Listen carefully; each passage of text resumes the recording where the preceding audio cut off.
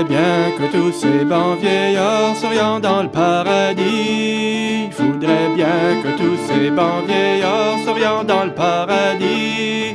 Et que toutes les bonnes... This is the lost world of Cape Breton Island. We pick up our story where we left off, with the Chevalier de Johnstone setting foot in what he refers to as the worst country there is in the universe, the French colony of Ile Royale, known today as Cape Breton Island in the Canadian province of Nova Scotia. Johnstone had fled Great Britain for his life after the failed Jacobite Rebellion of 1745, where he served for a time as Bonnie Prince Charlie's aide-de-camp. He found refuge in France after being smuggled out of England by friend and noblewoman Lady Jane Douglas. He then joined the French army and was promptly sent to Louisbourg in 1750. At this point in history, Johnstone is possibly one of the only Scotsmen living on Cape Breton Island. Little did he know that only 50 years later, the island would become the new home for thousands of people from his own native soil. A typical early summer fog hangs over the busy harbor of Louisbourg. The muffled thumps of a distant fog gun ticks off the minutes of another day. In a secluded backlot, tucked behind a bustling street front just below his rented apartment window, the Chevalier de Johnstone is on his hands and knees digging in the soil of his little raised garden. Johnstone once wrote that his garden in Louisbourg, and I quote, "served me as a place of recreation when I was tired with reading or when my eyes were fatigued." End of quote. After a supper of trout prepared by his servant, he sits down, opens up a book, and before turning in for the night, throws another log on the fire.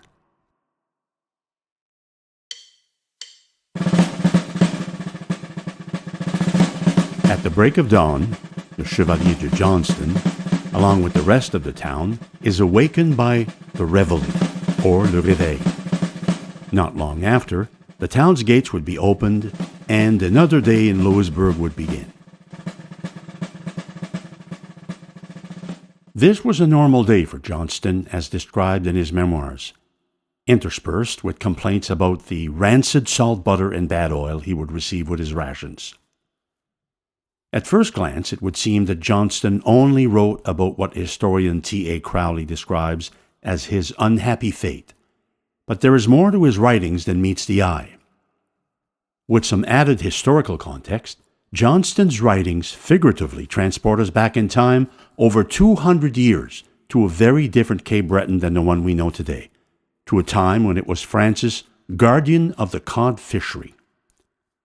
The people he encounters in Louisbourg are now considered historical figures, but to Johnstone they are simply individuals that he rubs shoulders with in his day-to-day routine.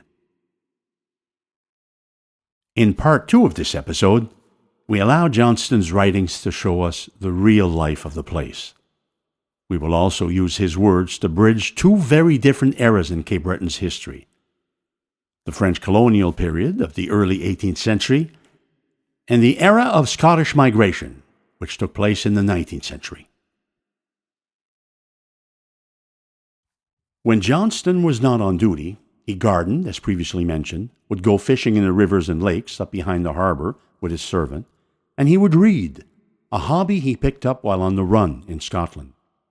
He says in his memoirs, and I quote, "The bad climate of Louisbourg, where the sun is sometimes not visible for a whole month, the extreme wretchedness which prevailed there, as we could not have a morsel of fresh meat at any price, the society of the women of the country, very amiable no doubt, but who had cards continually in their hands, so that my pay would not allow me to be daily of their parties, all contributed to inspire me with a taste for reading and retirement, and the philosophic mode of life. I seldom quitted my chamber except to do my duty, or to go a-fishing for trout once or twice a week, with my servant Saint-Julien, who was an excellent jack of all trades, for the purpose of supplying my table, the streams in the neighborhood abounding in fish. The Roman history, Prince Eugene, Josephus, Vauban, and other books of the same kind served to kill the time and to dissipate the gloomy ideas which, otherwise, would have thrown me into despair.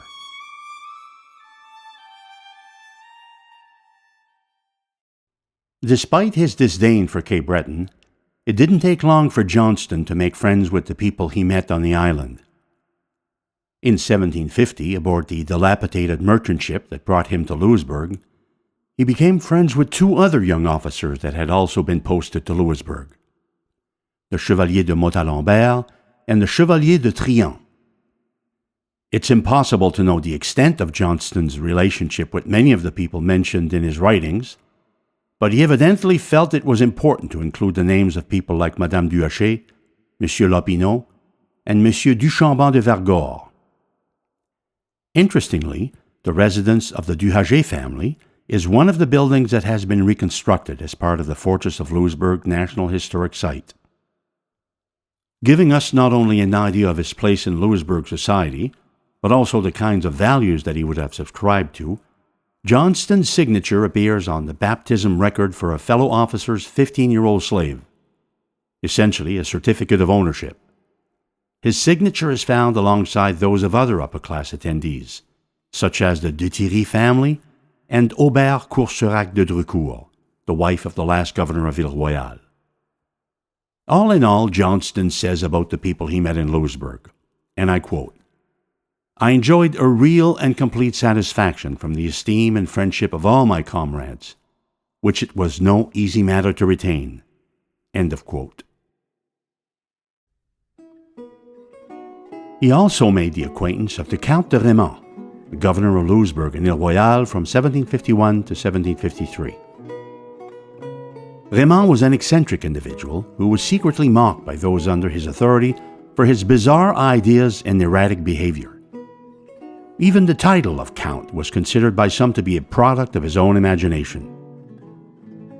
During his 2 years as governor, Raymond would send an assortment of wildlife from Cape Breton back to France, from a squirrel to a pair of moose, and even partridge pies to the Palace of Versailles for Louis XV, which not surprisingly were putrid upon arrival. Perhaps another one of his eccentric ideas, Raymond seems to have taken pity on Johnstone, and naturally Johnstone developed this connection. As part of his official duties as governor in 1753, Raymond undertook a tour of the eastern coast of Cape Breton Island from Louisbourg to St. Anne's, and Johnstone was invited to join him.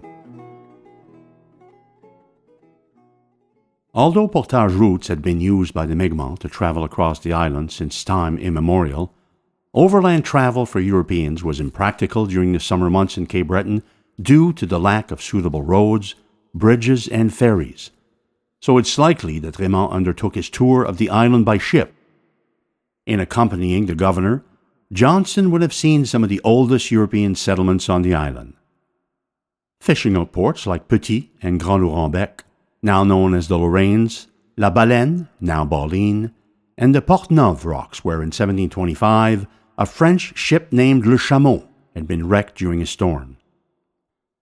In 1965, the shipwreck of Le Chameau was discovered by treasure hunter Alex Storm, and artifacts from the wreck are now on display at the Maritime Museum of the Atlantic in Halifax, Nova Scotia. Although Johnstone wrote during his tour of Cape Breton that he had seen, and I quote, "a vast number of beautiful natural meadows, and many places capable of yielding rich harvests of all kinds of grain," he doesn't seem to have kept a detailed record of the trip. Still, it is possible to get an idea of the things he saw from other 18th century documentation. As Johnstone and Raymond's entourage continued northward from Scattery Island, they would have followed the wall-like escarpments of Cape Breton's eastern coast and would have observed the fishing settlements that had developed in the low-lying bays in between, Mordienne, Mireille, and L'Indienne, now Port Morion, Miragut, and Lingan.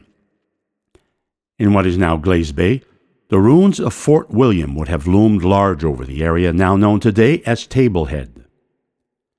Fort William was a stockaded fort built by New Englanders after the fall of Louisbourg in 1745 to protect their coal mining operations.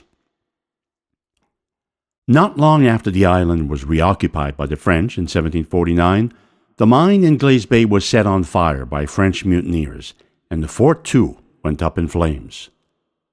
Writing in the 1760s, British surveyor Samuel Holland says that the fire lit by the mutineers would continue to burn for another decade before finally going out.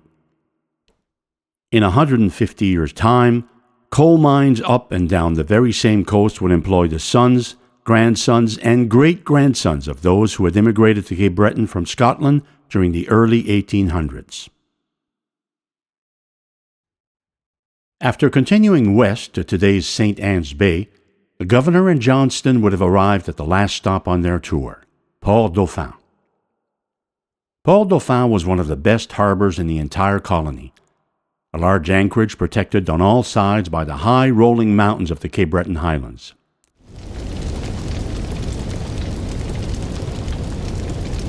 After the fall of Louisbourg 7 years earlier, some 40 houses along with a fort had been burnt down when the British and New Englanders took possession of the island, giving us an idea of the population at the time. But during Johnstone's visit, the population was down to about 20. Once the island fell for the second and last time to the British in 1758, the area was once again depopulated and would not see European settlement until the end of the 18th century at the earliest. In the 1800s, when Scottish families began to arrive in the area, the names of geographic features around the bay would begin to change. The mountains on the north shore of St. Anne's, known to the French as les Quatre Fils Aimants, would become Murray's Mountain, and l'étang à Soubras, McDonald's Pond.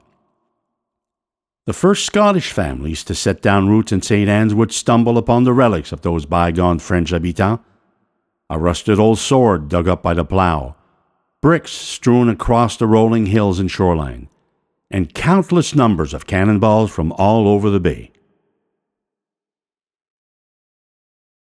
Johnstone couldn't have known it at the time, but this remote area of Cape Breton Island would be imprinted with an enduring legacy of Scottish tradition.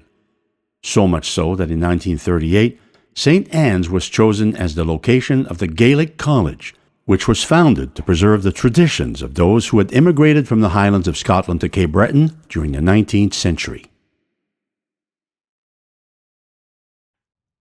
But the 19th century was not the first time that Scots had set foot in either St. Anne's or Cape Breton.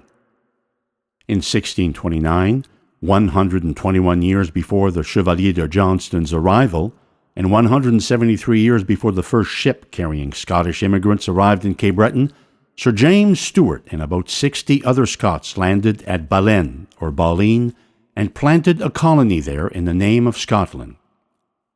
Only a few weeks later, a French captain by the name of Charles Daniel discovered the operation, captured the Scottish fort, and burnt it to the ground. He took the 60 or so colonists prisoners and brought them to St. Anne's, known in 1629 as Cebu, where he forced some of them to help construct a fort for the French before heading back to France. Even at that early date, it seems that there would always be a certain amount of struggle involved for the Scots who chose to make a new life in Cape Breton. Later in the same year, 1753, the Count de Raymond would step down as governor and return to France, leaving Johnstone without any significant allies in Louisbourg. He says in his memoirs that he contemplated returning to France for good, but then in 1754 open conflict erupted between Great Britain's American colonies and New France, some 2,000 kilometers away beyond the Appalachian Mountains. The war quickly spread across the rest of the continent, and in a couple of years was spread even to Europe. By the end of 1755, French-controlled Fort Beauséjour, situated at the modern-day border between Nova Scotia and New Brunswick, would be captured by British troops from New England, and Nova Scotia would begin deporting its Acadian population from the province. The maritime region would be changed forever, and all of a sudden Johnstone's safety in Cape Breton seemed less assured.